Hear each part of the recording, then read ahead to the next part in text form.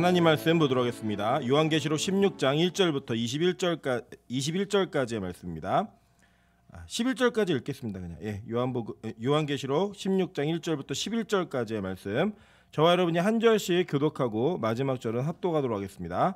요한계시록 16장 1절부터 11절까지의 말씀 교독합니다. 또 내가 들으니 성전에서 큰 음성이 나서 일곱 천사에게 말하되 너희는 가서 하나님의 진노의 일곱 대접을 땅에 쏟으라 하더라. 첫째 천사가 가서 그 대접을 땅에 쏟음에 짐승의 표를 받은 사람들과 그 우상에게 경배하는 자들에게 악하고 독한 종기가 나더라. 둘째 천사가 그 대접을 바다에 쏟음에 바다가 곧 죽은 자의 피같이 되니 바다 가운데 모든 생물이 죽더라. 셋째 천사가 그 대접을 강과 물 근원에 쏟음에 피가 되더라. 내가 들으니 물을 차지한 천사가 이르되 전에도 계셨고 지금도 계신 거룩하신 이여 이렇게 심판하시니 의로우시도다. 그들이 성도들과 선지자들의 피를 흘렸으므로 그들에게 피를 마시게 하신 것이 합당하나이다 하더라. 또 내가 들으니 제단이 말하기를 그러하다. 주 하나님 곧 전능하신 이시여 심판하시는 것이 참되고 의로우시도다 하더라. 넷째 천사가 그 대접을 해에 쏟음에 해가 권세를 받아 불로 사람들을 태우니 사람들이 크게 태워진지라 이 재앙들을 행하는 권세를 가지신 하나님의 이름을 비방하며 또 회개하지 아니하고 주께 영광을 돌리지 아니하더라. 또 다섯째 천사가 그 대접을 짐승의 왕자에 쏟으니 그 나라가 곧 어두워지며 사람들이 아파서 자기 혀를 깨물고 합독합니다. 아픈 것과 종기로 말미암아 하늘의 하나님을 비방하고 그들의 행위를 회개하지 아니하더라. 아멘. 네, 우리 주변에 있는 분들에게 이렇게 한번 인사하도록 하겠습니다. 당신 때문에 살맛이 납니다. 앞뒤로도 인사하겠습니다. 당신이 보고 싶어 죽는 줄 알았습니다. 네, 일부 예배는 한 달 만에 드리는 저는 한 달 만에 드리는 것 같고 여러분은 3주 만에 드리시는 것 같습니다. 그래서 오랜만에 이렇게 만나서 이제 교제를 또 나누고 또 이렇게 예배 가운데 있게 하심을 참 감사드립니다. 이제 많은 분들이 좀 많이 회복하셨고 몇몇 분들만 하나님께서 좀 더 은혜를 주셔서 이렇게 회복하시면 다시 우리가 정상적인 예배를 드리는데 아무 어려움이 없을 것 같습니다. 집에서 예배하시는 분들과 또 이곳에서 함께 예배하시는 모든 분들에게 하나님의 은혜와 하나님의 지키심과 안위가 동일하게 임하기를 주님의 이름으로 축원합니다. 네, 오늘 요한계시록 16장 1절부터 11절까지의 말씀을 가지고 데칼코마니라는 제목으로 하나님 말씀 증거하도록 하겠습니다.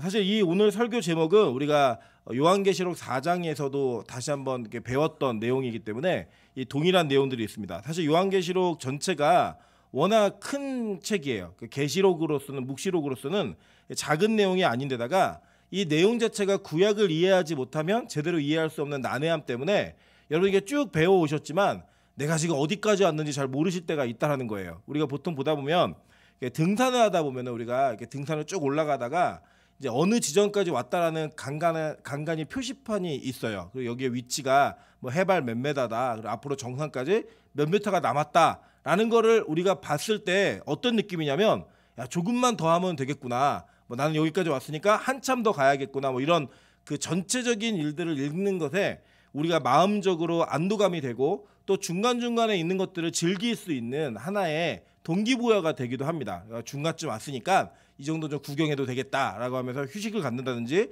여러 여정들을 가질 수 있거든요. 근데 이제 제가 보니까 65번째 강의 시간이에요. 제가 볼 때 아마 요한계시록도 거의 100회 가까이 하지 않을까 이게 내용이 이게 싶습니다. 그래서 거의 이제 절반을 좀 넘는 지점인데 이게 오다 보니까 여러분이 저희가 매일 요한계시록 설교 듣는 게 아니잖아요.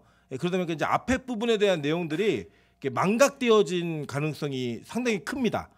전 너무 감사한 게 자꾸 잊어버리시면 다음에 또 해도 전혀 새롭게 들으시는 분들이 많이 있으셔서 저는 안심이 되지만 우리가 또 배워가는 말씀들을 이게 전체적인 내용들을 이해하지 못한 채 가다 보면 이게 지금 어디 가고 있는 건가라는 좀 어려움이 생기실 수 있어요. 그래서 오늘은 이제 우리 오랜만에 일부 예배를 드리기도 하고 또 요한계시록을 오랜만에 접하시기도 하기 때문에 오늘은 전체적인 내용들 지금 우리가 이 16장까지 올 때까지 이 15장까지의 내용은 도대체 뭔가라고 하는 내용도 한번 점검을 하고요. 그리고 이 16장에 나와 있는 진노의 7 대접이 전체적인 의미 속에서 어떤 내용으로 우리가 받아들여야 되는가 하는 것들을 다시 한번 좀 점검하고자 합니다. 왜냐하면 우리 대한민국의 특별히 기독교를 통해 나오는 이단들의 90%는 다 이 요한계시록을 통해서 나옵니다. 그래서 이 요한계시록을 어떻게 이해하고 요 요한계시록을 어떻게 인지하고 있느냐가 여러분이 그러한 잘못된 말씀들의 공격으로부터 여러분 스스로를 보호하고 그 공격하는 자들의 그 논리와 그들이 잘못 이해하고 있는 성경을 제대로 우리가 파악할 수 있는 이 근거가 되어질 수 있는 내용들이기 때문에 여러분이 요한계시록을 자세하게 읽으시면서 그 내용들을 정확하게 이해하시는 것은 굉장히 큰 도움이 될 거라고 생각을 합니다. 그래서 이 내용들을 한번 점검해 보도록 할게요. 먼저 여러분 잊으시지 않으셨겠지만 이 요한계시록은 누가 누구에게 쓴 편지죠? 사도 요한이. 그러니까 우리 세례 요한과 사도 요한이 동일하게 있기 때문에 사도 요한이 누구에게요? 소아시아에 있는 7교회에게. 그러니까 지금 소아시아다 그러면 지금은 어떤 나라예요? 터키라는 나라입니다. 터키라는 나라에 7교회에게 쓴 편지예요. 그래서 실제로 이 편지를 쓰는 사람이 있었고 이 편지를 받아 읽는 사람들이 있었다라는 거예요. 자, 여러분 그는 무엇을 의미하냐면 이 7교회는 이 편지를 회람하면서 이 편지를 읽으면서 은혜를 받았을까요? 못 받았을까요? 받았겠죠. 여러분 당연히. 그러니까 이 요한이 이 편지를 7교회에게 쓰면서 교회들이 이해하지 못할 책을 썼을까요? 그렇지 않다라는 거예요. 여러분 예를 들어서 여러분 연애하다가 연애 편지 받았는데 이해하기가 어렵다. 그럼 어떻게 해야 돼요? 헤어져야죠. 안 만나야죠. 이해하기도 어려운 걸 쓴 거를 어떻게 우리가 이해를 해요? 글로도 썼는데 글을 이해하지 못하는 관계라면 이거는 전혀 효용성이 없는 관계라는 거예요. 근데 이거는 분명하게 그 당시에 사도 요한이 7교회에게 쓴 편지를 보고 7교회가 기뻐하고 위로를 받고 힘을 얻었다라는 거예요. 그러니까 그 시대에 분명히 역사하는 말씀이었고 그 시대에 일하고 있는 말씀이었다는 겁니다. 그러니까 지금 몇몇 세대주의자들이 얘기하는 것처럼 그때의 성도들은 이걸 전혀 깨닫지 못했고 지금의 특정한 몇몇 사람들만 이것을 깨닫고 있다라고 말하는 그런 식의 이해는 옳지 않은 거예요.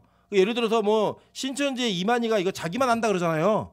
요한계시록의 비밀을 자기들만 알고 있다고 신천지가 맨날 그 얘기하거든요. 말도 안 되는 얘기입니다. 이해하지 못하는 책을 왜 교회가 보존했겠어요?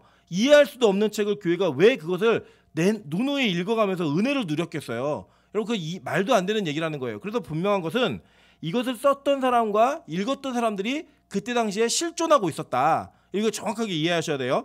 그러면서 이 전체적인 내용은 하나님께서 이 고난과 핍박 속에 있는 도미티안 황제 때 시기에 핍박을 받고 있는 7교회에게 너희들에게 어떤 상과 어떠한 천국이 예비되어 있는지를 얘기하면서 결국은 예수가 이긴다라고 하는 정확한 메시지를 전달하는 내용인 겁니다. 그러니까 이것은 여러분 잘 보세요. 예수를 믿는 것 때문에 핍박당하는 것이 이 시대에만 있어야 하면 지금도 있어요.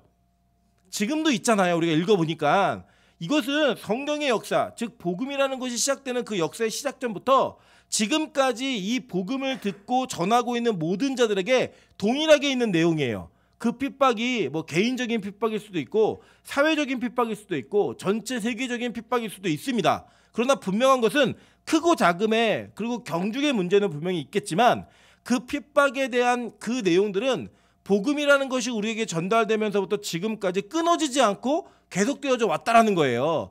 그 가운데 이 모든 성도들이 이 책을 읽으면서 동일하게 핍박을 받고 있는 모든 역사 속의 성도들이 이 책을 통해 위로를 받을 수 있다 없다?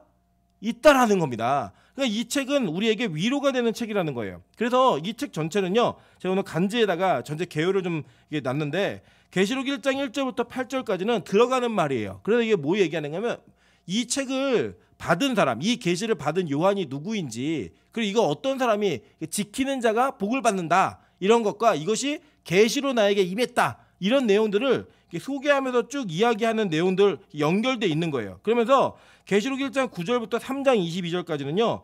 사도 요한이 자기 자신이 어떤 사람인지 그리고 이 말씀을 주신 분이 예수다라고 하는 것을 정확하게 증명하는 내용들이 있습니다. 그러면서 소아시아 7교회들을 순서대로 소개해요. 그리고 여러분 아시는 것처럼 에베소, 서머나, 버가모, 두아디라, 사데, 빌라델비아, 라우디아 교회에게 하나님께서 이 요한을 통하여서 그 각자 교회에게 맞는 메시지를 전달해 주셨어요. 여러분 7교회가 그 7교회만을 얘기하는 것이 아니라 전체 교회를 대표하는 거라 그랬죠. 그죠? 이때 당시에 예루살렘 교회도 있었고, 그죠? 안디옥 교회도 있었고 교회들이 있었단 말이에요. 그런데 그 교회들은 이곳에 들어가지 않아요. 왜 들어가지 않느냐? 하나님은 이 소아시아에 있는 7교회를 대표로 하여 전체 인류의 역사 가운데 있는 모든 교회들에게 대표된 교회들을 이야기하고 모델로 세워가지고 이 교회의 특징이 다 누구다? 저와 여러분인 거예요. 우리 교회들인 거예요. 그래서 나는 빌라델비아 교회야, 나는 에베소 교회 이렇게 얘기할 수 없어요. 모든 교회들, 이 교회 각 특징들이 우리의 삶 가운데 있었다 없었다? 있었잖아요. 그죠? 그래서 이 7교회를 대표로 하여 전 우주적인 교회 모든 교회들에게 이 메시지를 전달하는 겁니다. 그래서 이 7교회는 대표인 교회인 거예요. 그래서 3장까지는 그 내용이 있습니다. 그리고 4장과 5장에서는 어떤 내용이 기록되어 있냐면 이 지상에 있는 교회들이 불완전하다는 거예요. 7교회가 완전한 교회가 없었잖아요. 이 완전한 교회가 없는 이 교회가 천상의 교회와 연결되어서 나중에는 결국 천상의 교회의 예배를 드리게 만든다라는 거예요. 그래서 제가 이 본문을 전할 때 데칼코만이라고 하는 이렇게 접으면 똑같이 나오는 그 그림을 여러분에게 설명을 하면서 지상의 교회와 천상의 교회가 어떻게 연결되어 있는지를 설명하는 내용들로 이 4장 5장이 이루어져 있습니다. 그리고 계시록 6장 1절부터 8장 5절까지는요. 7인을 떼는 사건이 나와요. 그런데 여러분 7인, 우리가 7인, 7나팔, 7대접을 다 배우실 건데 이 배우시는 내용 가운데 여러분이 기억하셔야 될 게 뭐냐면 아주 특별하고 아주 정확하고 이 반복되어지는 패턴으로 기록되어 있어요. 첫째부터 5째까지는, 그죠? 죄송해요. 첫째부터 6째까지는 그 내용을 쭉 순서대로 이야기해서 풀어주고 그 다음에 삽입된 구절이 들어가요. 그 다음에 7번째 인이 띄어지면서 그 7번째 인과 7나팔이 연결돼요. 무슨 말인지 이해되시죠? 이 구조로 7나팔도 마찬가지예요. 첫 번째 나팔부터 6번째 나팔까지는 순차적으로 쭉 이야기를 해줘요. 그러고 난 다음에 이 중간 부분에 삽입된 구절이 들어가요.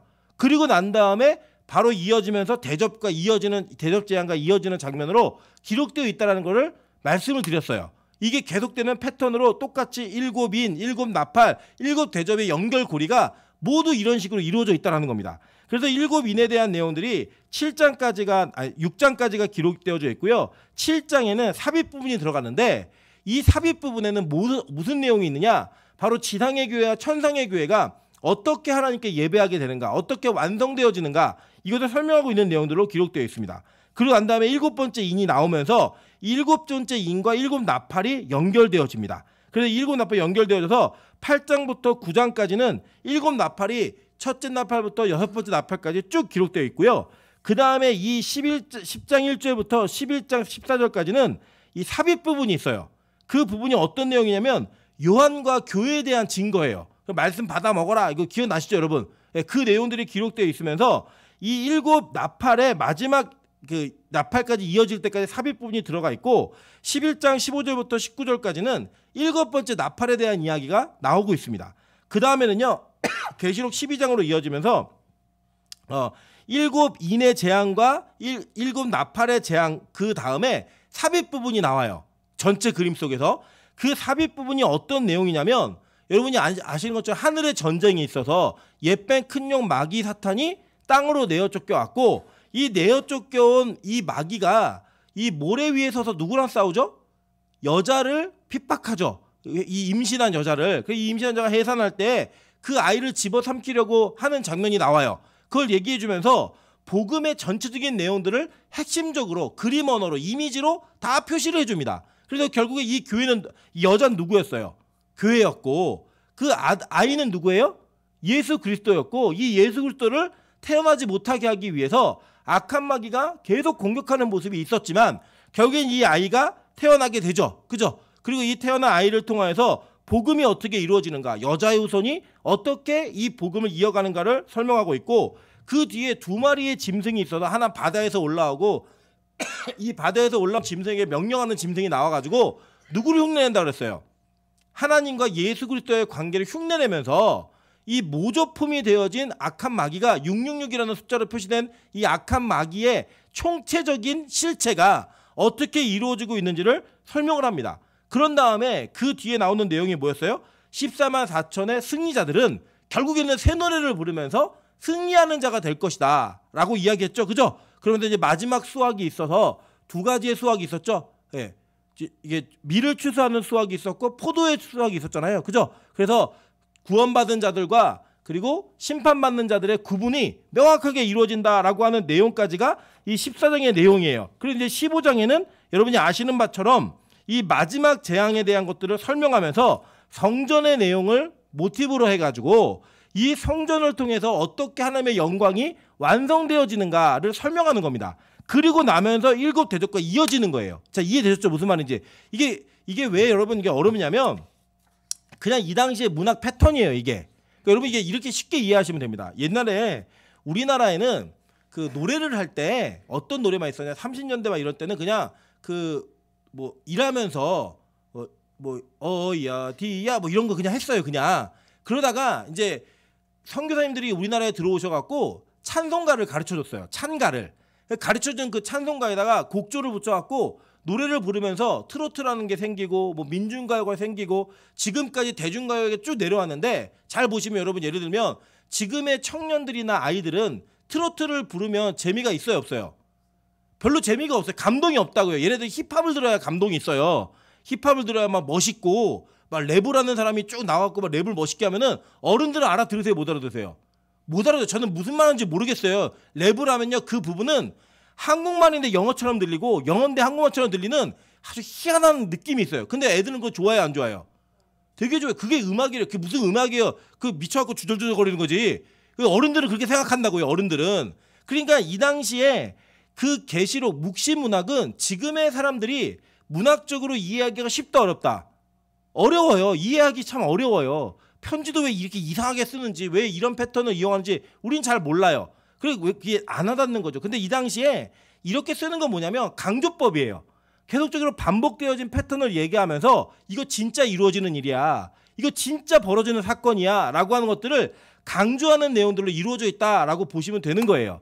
자, 이해되죠? 무슨 말인지. 자, 그래서 이렇게 일곱 인 그리고 일곱 나팔, 일곱 대접으로 이어지는 장면이 나오는 겁니다. 그런데 여러분 잘 기억하시면 이게 순차적으로 이루어지는 연대기적인 사건이 아니라고 말씀을 드렸죠.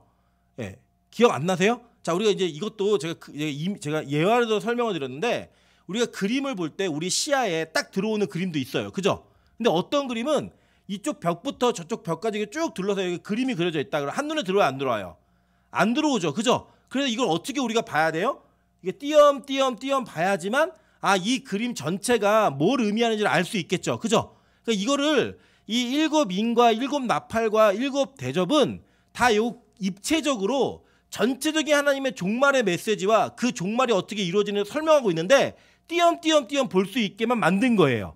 그래서 같은 내용을 설명하는 겁니다. 그런데 그것이 어떻게 확장되어지는가를 이야기하면서 그 예언과 메시지 계시를 통하여 이 말씀의 영향력이 어떻게 이 세상 가운데 완벽하게 펼쳐지는가를 보여주는 내용들로 점층적인 점층법으로 이 내용들이 강조되고 있는 거예요. 자, 이해되시죠? 무슨 말인지. 자, 그런 내용의 근거를 가지고 보시면 됩니다. 그래서 오늘 이 제목이 데칼코만인데 왜 데칼코만이냐면 지금 여러분이 앞으로 읽게 되시는 이 일곱 대접의 재앙이 일곱 나팔의 재앙과 그냥 포개져요. 똑같은 동일한 내용이에요. 그 내용이 겹쳐지는 것들을 한번 확인해 보도록 하겠습니다. 먼저 첫 번째 나팔이 어떻게 부러졌는가 한번 보도록 할게요. 계시록 8장 6절부터 7절입니다. 일곱 나팔을 가진 일곱 천사가 나팔 불기를 준비하더라. 첫째 천사가 나팔을 부니 피 섞인 우박과 불이 나와서 땅에 쏟아지매 땅의 3분의 1이 타버리고 수목의 3분의 1도 타버리고 각종 푸른 풀도 타버렸더라 라고 얘기해요. 자, 여러분 기억하세요. 일곱 인, 일곱 나팔, 일곱 대접이에요. 이 순서는 계시록에 나오는 순서는. 근데 지금 첫째 나팔을 불었던 장면을 보니까 천사가 와서 나팔을 부니까 하늘로부터 피 섞인 우박과 불이 내려와서 어디에 쏟아졌어요? 땅에 쏟아졌죠. 그래갖고 모든 걸 다 태워버렸는데 얼마나 태웠어요? 3분의 1을 태웠다라고 얘기하고 있어요. 그죠? 3분의 1을 태웠다라고 얘기합니다. 근데 이것의 모티브가 뭐였냐면 출애굽기 9장 22절부터 25절 볼게요. 여호와께서 모세에게 이르시되 너는 하늘을 향하여 손을 들어 애굽 전국에 우박이 애굽 땅의 사람과 짐승과 밭의 모든 채소에 내리게 하라. 모세가 하늘을 향하여 지팡이를 들매 여호와께서 우레소리와 우박을 보내시고 불을 내려 땅에 달리게 하시니라. 여호와께서 우박을 애굽 땅에 내리심에 우박이 내림과 불덩이가 우박에 섞여 내림이 심히 맹렬하니 나라가 생긴 그때로부터 애굽 온 땅에는 그와 같은 일이 없었더라. 우박이 애굽 온 땅에서 사람과 짐승을 막론하고 밭에 있는 모든 것을 쳤으며 우박이 또 밭의 모든 채소를 치고 들의 모든 나무를 꺾었으되라고 얘기해요. 자, 그러니까 이게 출애굽기의 그 6번째 재앙이거든요. 이 우박 재앙이. 예. 왜 어떻게 하느냐? 강계, 이파수, 도구매, 흑장 이렇게 이해하시면 돼요. 이 재앙이 나오면서 잠깐만요. 강계, 이파수, 도우 7번째네요. 죄송합니다. 7번째 재앙이에요. 7번째 재앙이 이렇게 임하면서 그 나라의 전 애굽에 있는 모든 채소, 나무들, 땅에 내림으로 말미암아 이 모든 것들을 태웠다라는 얘기가 나오죠. 그죠? 그러니까 이게 이 출애굽기를 아는 사람들, 인지하고 있는 유대인들은 이 첫 번째 나팔의 재앙이 출애굽기의 7번째 재앙과 연결됐다는 걸 알아요, 몰라요? 정확히 아는 거예요. 그냥 그 정확히 아는 건데 오늘 계시록 16장 2절을 보니까 첫째 천사가 가서 그 대접을 어디에 쏟았어요? 땅에 쏟음에 짐승의 표를 받은 사람과 우상에게 경배하는 자들에게 악하고 독한 종기가 나더라라고 얘기해요. 자, 이 독한 종기라고 하는 이 내용도 어디에 모티브가 있냐면 바로 출애굽기에 나와 있는 6번째 재앙인 독종, 거기에 또 있는 거예요. 자, 보세요. 출애굽기 9장 8절부터 12절입니다. 여호와께서 모세와 아론에게 이르시되 너희는 화덕에 재 2움큼을 가지고 모세가 바로의 목전에서 하늘을 향하여 날리라.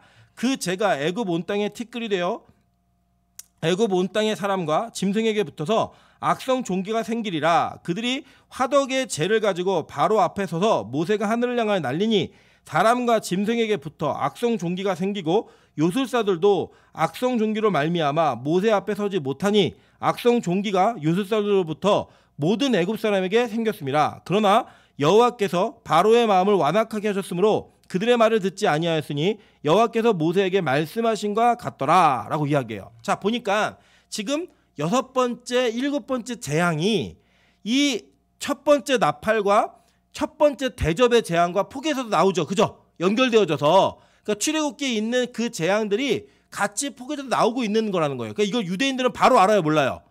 바로 아는 거예요. 바로. 아, 이 재앙이 이렇게 임하고 있는 거구나. 그래서 이 첫째 나팔의 재앙과 첫째 대접의 재앙은 땅에 쏟아지는 재앙이었어요. 땅에. 그리고 땅에 쏟아짐으로 말미암아 이 땅에 어떤 일들이 벌어졌냐면 불로 태움과 사람들에게 병이 생기는 이런 재앙이 분명히 일어난다라고 말씀하고 있는 거예요. 자, 이거 이해되셨죠? 이게 딱 포개지는 거예요. 둘째 나팔과 둘째 대접을 한번 살펴보도록 하겠습니다. 계시록 8장 8절부터 9절입니다. 둘째 천사가 나팔을 부니 불 붙은 큰 산과 같은 것이 바다에 던져짐에 바다의 3분의 1이 피가 되고 바다 가운데 생명 가진 피조물들의 3분의 1이 죽고 배들의 3분의 1이 깨지더라 라고 얘기해요. 자, 두 번째 나팔은 그 재앙이 어디에 임했어요? 바다에 임했잖아요. 바다에. 그죠? 바다에 임했단 말이에요. 자, 이것을 정확하게 이해하시면 이렇습니다. 출애굽기의 모티브가 있는데 출애굽기 7장 17절부터 18절입니다. 여호와가 이같이 이르노니 내가 이로 말미암아 나를 여호와인 줄 알리라. 볼지어다 내가 내 손의 지팡이로 나일강을 치면 그것이 그 피로 변하고 나일강의 고기가 죽고 그 물에서는 악취가 나리니 애굽 사람들이 그 강물 마시기를 싫어하리라 하라라고 얘기했어요. 자, 우리 오늘 읽은 계시록 16장 3절에 둘째 천사가 대접의 재앙을 보였을 때 어떤 일이 벌어지나 볼게요. 둘째 천사가 그 대접을 바다에 쏟음에 바다가 곧 죽은 자의 피같이 되니 바다 가운데 모든 생물이 죽더라라고 얘기해요. 그죠? 자, 그러니까 이 두 번째 재앙은 어디에 임하는 거였어요? 바다에 임했다고요. 바다에. 이 두 번째 나팔과 두 번째 대접은 동일한 곳을 향한 재앙으로 임하고 있고 바다 생물들이 죽는 것으로 예언되어져 있는 거예요. 계속 볼게요. 스바냐 1장 3절에도 동일한 예언이 있죠. 내가 사람과 짐승을 진멸하고 공중의 새와 바다의 고기와 거치게 하는 것과 악인들을 아울러 진멸할 것이라. 내가 사람을 땅 위에서 멸절하리라. 나 여호와의 말이니라 라고 얘기해요. 그러니까 이 두 번째 나팔과 두 번째 대접은 동일한 재앙을 얘기하고 있는 거예요. 그죠? 이게 오버랩이 되시죠? 자, 세 번째 볼게요. 세 번째 나팔과 세 번째 대접에 대한 내용들을 보도록 하겠습니다. 계시록 8장 10절부터 11절이에요. 셋째 천사가 나팔을 부니 횃불같이 타는 큰 별이 하늘에서 떨어져 강들의 3분의 1과 여러 물샘들에 떨어지니 이 별의 이름은 쓴쑥이라. 물의 3분의 1이 쓴쑥이 되매 그 물이 쓴물이 되므로 많은 사람이 죽더라 라고 얘기해요. 자, 이것도 마찬가지죠. 출애굽기 7장 19절부터 20절 아까 읽었던 내용과 동일하게 포개지는 내용입니다. 여호와께서 또 모세에게 이르시되 아론에게 명령하시기를 내 지팡이를 잡고 내 팔을 애굽의 물들과 강들과 운하와 목과 모든 호수 위에 내밀라 하라. 그것들이 피가 되리니 애굽 온 땅과 나무 그릇과 돌 그릇 안에 모두 피가 있으리라. 모세와 아론이 여호와께서 명령하신 대로 행하여 바로와 그의 신하의 목전에서 지팡이를 들어 나일강을 치니 그 물이 다 피로 변하고 라고 얘기해요. 자, 오늘 읽은 본문 한번 살펴볼게요. 계시록 16장 4절부터 7절입니다. 셋째 천사가 그 대접을 강과 물 근원에 쏟음에 피가 되더라.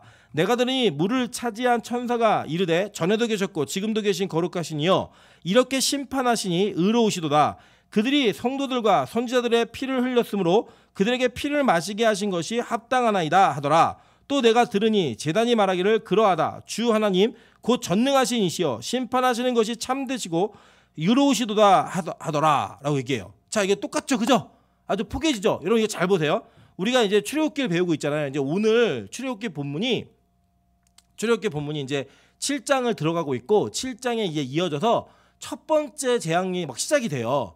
근데 재앙이 시작되는데 여기 보시면 알겠지만 그 재앙은 애굽의 7신을 심판하는 재앙이었어요. 그러니까 이 땅에 우상 숭배하는 자들과 이 땅에 우상을 섬기는 모든 사람들 심판하는 재앙이어서 우리가 이제 앞으로 출애굽기의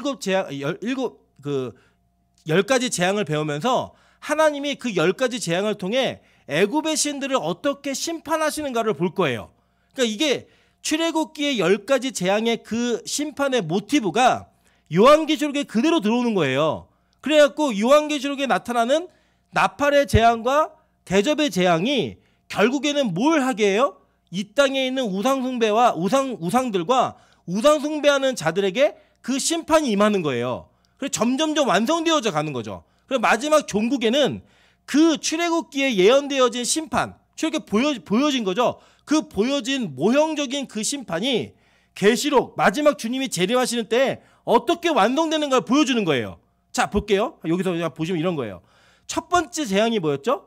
애굽의 10가지 재앙 중에 강이 피로 변하는, 그죠? 우리는 그냥 강이 피로 변하는 그 재앙으로 그냥 끝이었어요. 그죠? 강이 피로 변해갖고 기적이 일어났고 애굽 사람들이 강물을 못 마셨더라라고 얘기하는데 이거를 주예를 해주는 거예요. 요한계시록에서는. 어떤 주예냐 보니까 물을 차지한 천사가 이르되 전에도 계셨고 지금도 계신 거룩하신 이시여 이렇게 심판하시니 의로우시도다. 하나님 의롭다는 거예요. 이 심판이 맞다는 거예요. 이유가 뭐냐? 그들이 누구예요? 짐승의 표를 받은 자들, 우상 숭배하는 자들, 그들이 성도들과 선지자들의 피를 흘렸으므로 그들의 핍박해서 죽겠다는 거예요. 그 피를 흘리겠다는 거예요. 그래서 그들에게 피를 마시게 하신 것이 합당하나이다 라고 얘기하는 거예요. 자, 이해되시죠? 그러니까 이 요한계시록만을 읽으면서 이러한 재앙을 통하여서 뭐 자연환경이 어떻게 변해가지고 뭐가 어떻게 돼서 뭐 이렇게 된다 이렇게 말씀하시는 내용이 맞을 수도 있지만 그 모티브는 어디서부터 오는 거예요? 출애굽기에 있는 거예요. 출애굽기에. 목적이 뭐예요? 이 땅의 우상 숭배자들과 우상들을 심판하시는 그 내용이 기록되어 있는 거라고요. 그러니까 그것을 상징으로 이해하셔야지 어떠한 사건의 실체로 이해하시면 이 본문은 절대 이해할 수가 없고 해석하는 사람들마다 다 달라요. 절대 같지 않습니다. 그래서 이것은요 반드시 구약의 모티브를 두고 해석을 하셔야 되는 거예요. 자, 이거 보니까 더 명확히 이해가 되시죠? 그래서 구약을 알면 구약을 머릿속에 넣고 계시면 요한계시록은 어렵다 쉽다. 이게 너무 쉬운 책이에요. 그냥 요한계시록에 하나님이 말씀하신 그 모든 내용은 이미 구약시대에 하나님이 이 땅의 우상과 우상숭배를 어떻게 심판하겠다라고 얘기해 놓으신 그 내용들이라는 거예요. 그래서 왜 강을 피로 만드셨느냐? 나중에 성도들과 선지자들의 피를 흘린 자들에게 그 피를 마시게 하기 위해 하나님 그렇게 하실 거라는 예언을 보여주신 거라고요. 그걸 깨닫는 거예요. 성도들이. 아, 그래. 그럼 뭐 어떤 힘을 얻는 거예요? 우리 가족이 핍박받아서 피 흘리며 죽었지. 우리 목사님이, 우리 집사님이 그렇게 피를 흘리면서 그 도미티안 황제의 핍박 가운데 기름에 튀겨 죽으면서 죽었지, 불에 태워 죽었지, 이런 걸 보면서 그러나 하나님이 반드시 그들을 심판하시면서 그 공의로 말미암아 다 갚아주실 거야 라고 하는 그 위로 속에 그들이 은혜를 누린 거예요. 그러면서 자기들에게 오는 심판도 감당해낼 수 있는 힘을 얻게 된 거죠. 이게 그런 내용들로 기록되어 있는 거예요. 이걸 아는 사람들을 깨닫는 겁니다. 계속 볼게요. 넷째 나팔과 넷째 대접 보도록 하겠습니다. 넷째 천사가 나팔을 보니 해 3분의 1과 달 3분의 1과 별들의 3분의 1이 타격을 받아 그 3분의 1이 어두워지니 낮 3분의 1은 비춤이 없고 밤도 그러하더라 라고 얘기해요. 자, 이렇게 보니까 이 넷째 나팔은 어디에 대한 심판이었어요? 어디에 대한 재앙이었어요? 천사, 하늘에 대한 거였죠. 그죠? 이 하늘에 대한 거였는데 이 모티브가 뭐냐면 출애굽기 10장에 나와 있는 이 흑암의 재앙이에요. 해를 가리게 했던. 계속 볼게요. 출애굽기 10장 21절부터 23절입니다. 여호와께서 모세에게 이르시되 하늘을 향하여 내 손을 내밀어 애굽 땅 위에 흑암이 있게 하라. 곧 더듬을 만한 흑암이니라. 모세가 하늘을 향하여 손을 내밀매 캄캄한 흑암이 3일 동안 애굽 온 땅에 있어서 그 동안은 사람들이 서로 볼 수 없으며 자기 처소에서 일어나는 자가 없으되 온 이스라엘 자손들이 거주하는 곳에는 빛이 있었더라 라고 얘기해요. 자, 이게 보니까 하나님 가르셨죠. 애굽 땅에 이 어둠의 재앙을 내리셨는데 해가 가려져서 빛이 안 나타나는 거예요. 근데 어디에만? 이스라엘 백성이 있는 곳에만 빛이 있었다는 거예요. 고센 땅에만. 그 나머지 온 애굽에는 다 흑암이어서 서로를 볼 수 없어서 자기 처소에서 일어나지도 못하는 거예요. 제가 이번에 그 저희 집에 저희 아내가 그 커튼을 바꿨어요. 암막 커튼을 바꿨는데 암막 커튼을 이렇게 더 이렇게 어두운 걸로 빛 차단이 잘 되는 걸로 바꾸니까요. 이게 가려놓으니까 낮인지 밤인지 몰라가지고 아침에 깨는 게 너무 힘들어요. 그래서 그 방에서 저희 둘째를 재우면 하루 종일 자요 그냥. 네, 낮인지 밤인지 몰라가지고 그러한 잠에서 일어날 수 없는 자리에서 일어날 수 없는 그 재앙이 애굽 온 땅에 임했는데 어디에만 빛이 있었어요? 이스라엘 백성들에게만 빛이 있었던 거예요. 그게 뭐였어요? 구약에 나타난 하늘의 재앙이었다고요. 그 하늘의 재앙이 넷째 천사가 나팔을 불 때 일어났고 이번엔 넷째 천사가 대접을 쏟을 때 반복이 되는 거예요. 그래서 볼게요. 계시록 16장 8절부터 9절입니다. 넷째 천사가 그 대접을 해에 쏟음에 해가 권세를 받아 불로 사람들을 태우니 사람들이 크게 태움에 태워진지라. 이 재앙들을 행하는 권세를 가지신 하나님의 이름을 비방하여 또 회개하지도 아니하고 주께 영광을 돌리지 아니하더라 라고 얘기해요. 자, 근데 보니까 여기는 바뀌었죠. 그죠? 어둠이 아니라 해에 그 대접을 부었더니 해가 어떻게 됐어요? 더 뜨거워졌어요. 그죠? 뜨거워져가지고 이 해가 누굴 태워버려요? 사람들을 다 태워버리는 거예요. 그래서 이제 뭐 우리 지구 온난화가 뭐 이루어진다. 예, 그런 것도 맞을 수 있어요. 그게 그 얘기 가운데 한 내용일 수도 있습니다. 그런데 이거는 뭘 모티브로 하고 있는 거예요?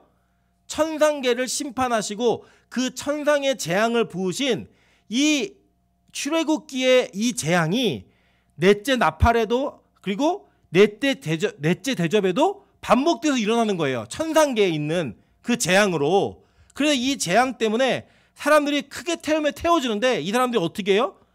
이 권세를 가진 하나님의 이름을 어떻게 했어요? 비방하고. 그죠? 막 하늘에 대고 네가 하나님이냐? 네가 창조주면 다야? 이러면서 우리 태워 죽겠다. 막 이러면서 막 하나님 비방하고 이거 하나님이 비도 안 내리고 이건 신이 있다면 이렇게 할 수 없어. 이러면서 영광을 돌리는 게 아니라 그 하나님을 저주하고 심판의 일들이 막 벌어진다는 거예요. 그러면서 그들이 뭐가 가려진 거예요? 눈이 가려지는 거예요. 그러니까 태움으로 말미암아 빛은 조명이 되는데 이 조명을 보는 사람들, 즉 믿는 자들은 이 말씀을 믿는 자들은 깨닫는 거죠. 뭘 깨닫는 거예요? 아, 하나님이 진짜 심판하시고 일하고 계시는구나. 대접이 부어졌구나 라고 보는 거예요. 우리는. 근데 이건 누군 못 봐요? 세상 사람들은 못 보는 거예요. 왜요? 그들의 눈이 흑암으로 가려져가지고 못 보는 거예요. 이 장면을. 이 말씀을 깨닫지 못하는 거예요. 그러니까 교회 안에도 그럴 수 있다니까요. 여러분. 이 계시록의 말씀이 이렇게 선포되어지는데 우리가 이 내용을 못 깨닫고 같이 공감이 안 되는 사람들도 있을 수 있어요. 두 가지 의미겠죠. 하나는 글씨를 이해 못해서. 이건 이해합니다. 이건 그럴 수 있어요. 예. 제 친구가 한 번은 다단계에 끌려갔는데 다단계에 끌려가갖고 이제 가갖고 같이 수업을 일주일 들었는데 3일 만에 쫓겨났어요. 이유가 뭐냐면 설명을 아무리 해줘도 못 알아들어가지고 가라고. 예. 근데 보통은 그걸 알아들으면 거기에 미치거든요. 근데 이게 못 알아들어갖고 이 말씀을 깨닫지 못하는 분들에게는 괜찮아요. 아직 기회가 있어요. 그래서 잘 들으세요. 다 들려요. 그리고 이게 무슨 내용인지도 알겠어요. 그런데 이것이 여러분에게 하나님께서 주시는 심판의 긴급한 메시지로 들리지 않는다. 여러분 영적으로 큰 문제가 있으신 거예요. 흑암에 있는 백성인 거예요. 이 계시록의 말씀은요, 우리로 하여금 심판이 임박해 있고 그 재앙과 심판 속에서 우리를 지키시는 그 하나님이 지금의 현재의 고난을 겪고 있는 자들을 위로하시는 말씀이거든요. 그러니까 지금 누가 제일 위로를 받겠어요? 이 땅에서 믿음을 지키며 믿음 가운데 살며 이 세상의 흐름에 가지 않고 역행하고 있는 자들에게는 고난이 있겠죠. 괴로움이 있잖아요. 그들에게 이 말씀이 위로가 된다는 거예요. 그럼 이 말씀이 위로가 되지 않고 전혀 공감이 안 된다. 우리는 뭐예요? 세상과 동일한 방향 속에 동일한 목적 가지고 살고 있는 자들인 거예요. 전혀 위로가 안 되는 거죠. 전혀 공감이 안 되는 거예요. 그러니까 이 말씀을 통하여 우리는 위로를 느낄 수 있는 자들이 되어야 되는 거예요. 이 말씀은 이 데칼코마니처럼 계속 하나님이 구약에 보여진 메시지들이 신약에도 그대로 드러나잖아요. 그죠? 여러분 우리 교회가 항상 하는 게 뭐예요? 구약 말씀 들으면 신약에서 답을 찾고 신약의 말씀 들으면 구약에서 그 힌트를 찾잖아요. 그걸 찾으면서 하나님의 역사가 하나님의 계시가 반복적으로 우리에게 선포되어지고 있구나.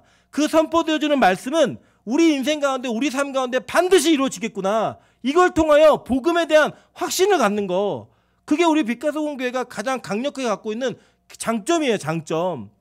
그걸 바라보는 거예요. 그걸. 이거 깨닫지 않아지고 이게 느껴지지 않고 이게 여러분 공감이 안 된다? 여러분 심각한 문제가 있는 겁니다. 계속 볼게요. 우리 5번째 나팔과 5번째 비교해 보겠습니다. 계시록 9장 1절부터 3절이에요. 5째 천사가 나팔을 불매 내가 보니 하늘에서 땅에 떨어진 별 하나가 있는데 그가 무저갱의 열쇠를 받았더라. 그가 무저갱을 여니 그 구멍에서 큰 화덕에 연기 같은 연기가 올라오매 해와 공기가 그 구멍의 연기로 말미암아 어두워지며 또 황충이 연기 가운데로부터 땅 위로 나오매 그들이 땅에 있는 전갈의 권세와 같은 권세를 받았더라 라고 얘기해요. 자 여기 보니까 황충이 나왔죠. 10가지 재앙 중에 어떤 재앙이 있었어요? 황충, 벌레, 무슨 재앙이 있었어요? 메뚜기 재앙이 있었고 파리 재앙이 있었고 이 재앙이 있었잖아요. 그죠? 이 벌레들이 나오는 거예요. 이 벌레들이 어떤 권세를 받았냐? 전갈 같은 권세를 받아가지고 이 내용을 보면 사람들이 이 재앙의 그 재앙에 접한 자들마다 독에 쏘인 자들, 그 독에 쏘인 자들이 되어갖고 고통받는 내용들이 나와요. 이 계시록 9장에 지면상 제가 다 기록하지 못했지만 그 재앙이 나오는 거예요. 자, 이 모티브가 어디에 있느냐? 우리가 곤충들을 살펴봤죠, 그죠? 파리, 이, 메뚜기 살펴봤어요. 출애굽기 9장 1절부터 3절입니다. 여호와께서 모세에게 이르시되 바로에게 들어가서 그에게 이르라. 히브리 사람의 하나님 여호와께서 말씀하시기를 내 백성을 보내라. 그들이 나를 섬길 것이니라. 내가 만일 보내기를 거절하고 억지로 잡아두면 여호와의 손이 들에 있는 내 가축과 곧 말과 나귀와 낙타와 소와 양에게도 하리니 심한 뭐가 있을 거라? 돌림병이 있을 것이며 라고 이야기했어요. 자, 그러니까 이게 누구들에게 임하는 병이었어요? 짐승들에게. 그죠? 짐승들에게 임하는 병이었다고요. 그러니까 짐승의 표를 받은 자들, 짐승을 섬기는 자들, 그 짐승처럼 사는 자들에게 임하는 병이었다는 거예요. 그래서 보세요. 계시록 16장 10절부터 11절입니다. 또 5째 천사가 그 대접을 짐승의 왕자에 쏟으니, 그죠? 짐승의 왕자에 쏟으니 그 나라가 어떻게 됐어요? 곧 어두워지며, 그죠? 5번째 나팔이 불었을 때 똑같은 일이 일어났죠. 어두워지며 사람들이 아파서 자기 혀를 깨물고 아픈 것과 종기로 말미암아 하늘의 하나님을 비방하고 그들의 행위를 회개하지 아니하더라 라고 얘기하면서 짐승의 왕자에 부어진 그 재앙으로 말미암아 짐승의 왕자를 섬기고 있는 자들에게 이런 일들이 벌어진다는 거예요. 그러니까 짐승을 섬기는 자들은 뭐예요? 다? 짐승이라는 거예요. 짐승. 구약의 이 말씀, 출애굽기의 이 말씀을 통하여 우리가 짐승을 섬기는 자들, 그들에게 어떤 일이 벌어지고 있는가, 어떤 일이 벌어지게 될 것인가, 이거 보여주는 거예요. 너무 아픈데 죽지도 않았고 막 혀를 깨물어갖고 막 고통스럽고 괴로워요. 근데 회개하지 않아요. 그런 일들이 벌어지는 거예요. 그 여러분 진짜 이런 일들이 실제 벌어지는 겁니다. 이게 너무 명확히 보이죠, 그죠? 재앙의 모습들이, 재앙의 일들이 그냥 툭 튀어나왔고 이거 뭘 분석하는 게 아니에요, 여러분. 앞으로 무슨 일이 벌어질까 과학적으로 증명하는 게 아니라고요. 다 모티브가 어디에 있어요? 출애굽기에 10가지 재앙이 있잖아요. 그 10가지 재앙 속에 나타난 모든 것들이 반복 되어진다는 거예요. 역사 속에서.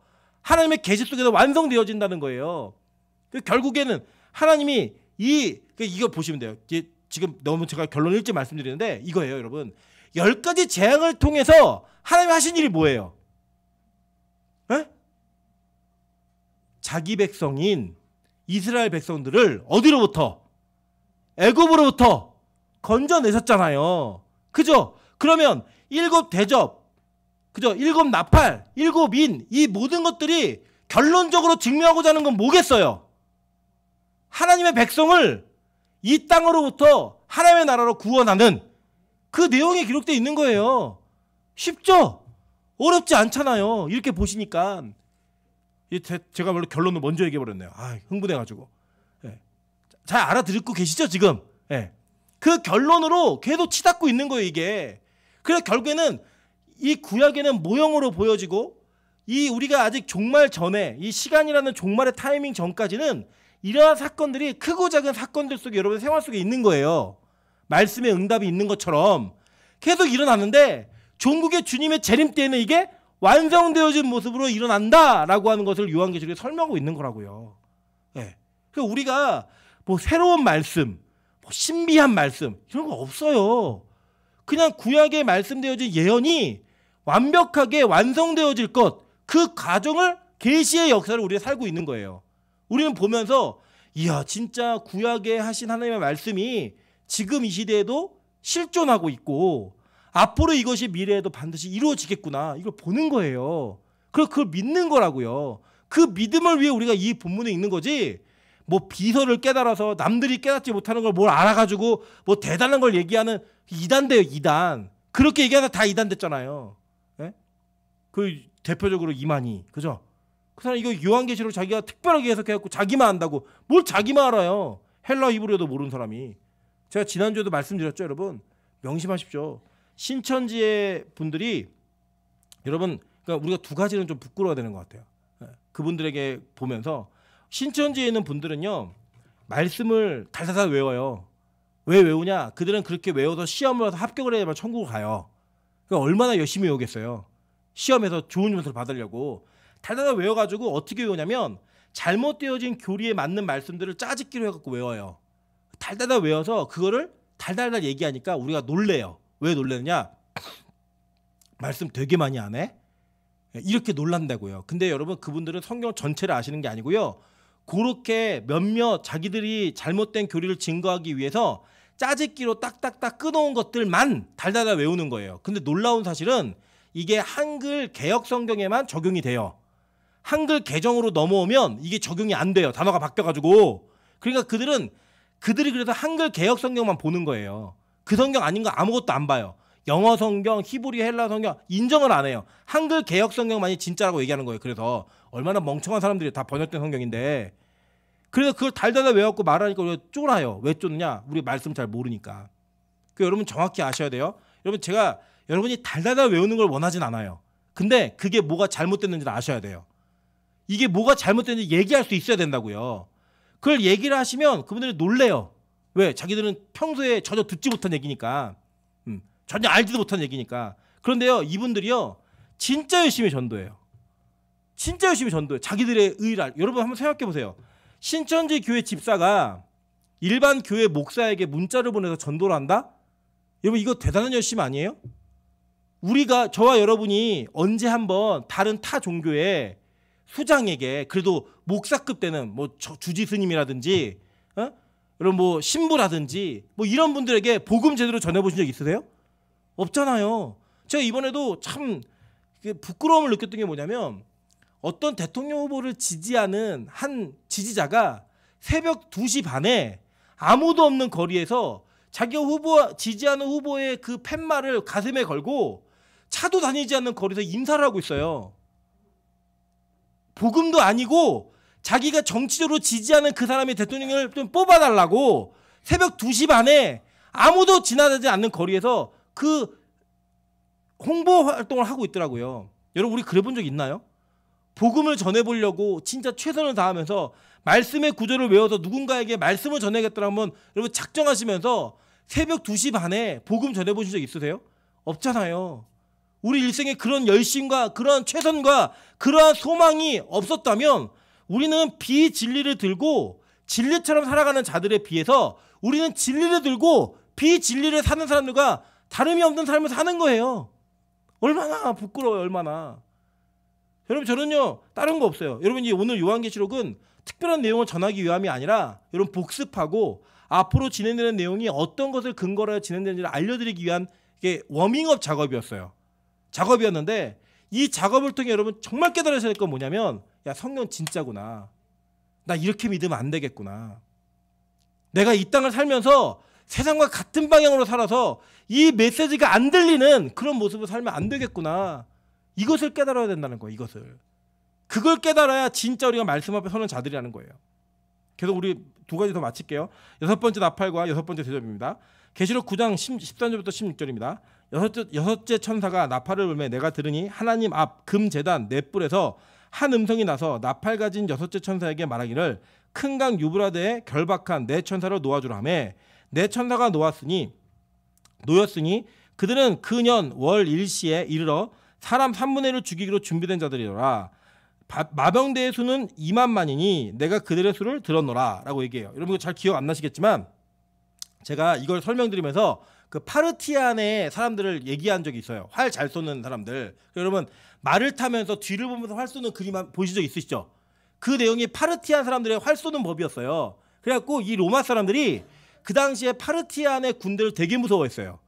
우리로 얘기하면은 뭐 옛날에 공산당 쳐들어왔다, 뭐 북한군 내려왔다, 무장공비 나왔다 이렇게 얘기하는 것처럼 되게 무서워했잖아요. 강원도 지역에서 무장공비 나왔다 이러면 되게 두려워했던 거가 똑같이 파르티안이 쳐들어온단다. 이 소문이 돌면 나라가 막 두려움에 떨었어요. 로마라는 나라가. 그랬던 것을 모티브로 해요. 왜냐면 그 유브라데 강을 건너면 있거든요. 그게. 그걸 얘기해서 그 막 유언비어가 돌았다고. 네로가 죽지 않고 이 파르티안 군대를 이끌고 쳐들어올 거다. 이런 유언비어가 그 당시에 사회적으로 막 유행했단 말이에요. 그런 내용들을 모티브로 6번째 천사의 이 나팔의 재앙이 무엇을 하게 하는가를 얘기했어요. 그랬더니 오늘 보세요. 계시록 16장 12절입니다. 또 6째 천사가 그 대접을 큰 강 유브라데에 쏟음에 강물이 말라서 동방에서 오는 왕들의 길이 예비되었더라 라고 얘기해요. 그죠? 이게 뭐예요? 전쟁의 소식이죠. 전쟁의 일들이 벌어지는 것들이 지금 6번째 나팔과 6번째 대접 가운데 이루어지고 있는 거예요. 그러니까 여러분 막 지금 우크라이나의 전쟁이라고 막 이런 것들을 정치 역학적으로 이해하면서 분석하는 거 다 좋습니다. 근데 여러분 이런 소식은요 앞으로 계속 있을 거예요.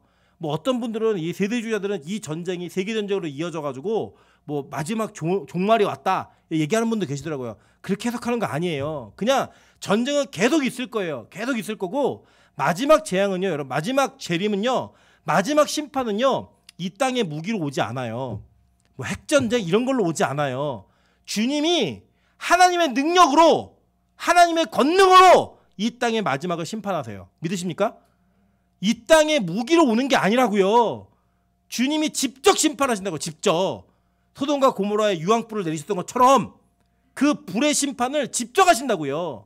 그렇게 그 재앙이 이루어지는 것들을 보는 거예요. 이 소식들을 통하여서. 마지막 7번째 나팔과 10번째 재앙 보도록 할게요. 계시록 11장 15절과 19절 보겠습니다. 7째 천사가 나팔을 불매 하늘에 큰 음성들이 나서 이르되 세상 나라가 우리 주와 그의 그리스도의 나라가 되어 그가 세세토록 왕노릇 하시리로다 라고 얘기해요. 이게 7번째 나팔이 부러지면 뭐가 이루어져요? 완성이 이루어지죠. 그죠? 그러면서 그 뒤에 보니까 19절 보세요. 이에 하늘에 있는 하나님의 뭐가 열려요? 성전이 열리니 성전 안에 하나님의 언약궤가 보이며 또 번개와 음성들과 우레와 지진과 큰 우박이 있더라 라고 얘기하면서 하늘의 성전, 즉 천상의 성전이 완성되어지는 모습과 언약궤를 통해서 그 하나님의 임재와 복음의 완성이 이루어지는 걸 보게 되는 거죠. 그죠? 7번째 나팔이 부러지니까. 자 보세요. 7번째 대접이 부어지면 어떤 일이 벌어지나 볼게요.